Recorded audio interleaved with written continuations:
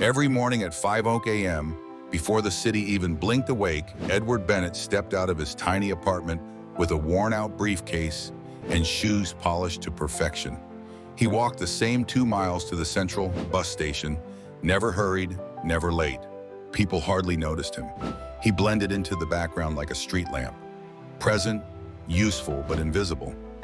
Edward worked as a janitor at a public high school on the edge of the city. Students never knew his name.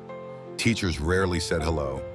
But the halls were always clean, the lights worked, the broken desk got fixed before anyone reported it, and the school gates never jammed in the rain.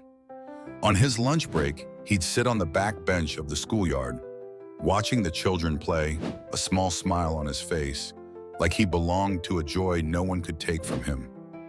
No applause, no thanks, just quiet purpose. Then one day he didn't show up. No one noticed until a week had passed and things began falling apart. The lights in the staff room flickered. Trash bins overflowed. The classroom door that always stuck didn't open at all. And that's when people began asking, "Where's the janitor?"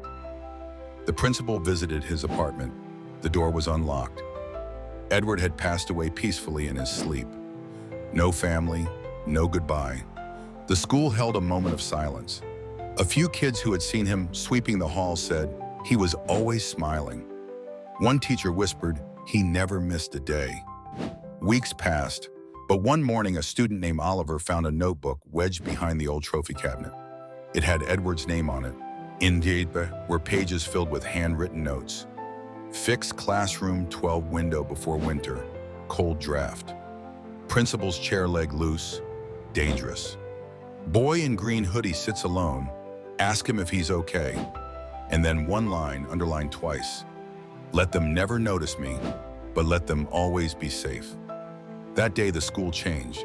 The principal placed a brass plaque in the hallway in memory of Mr. Bennett, the quiet guardian of 1,000 unnoticed days.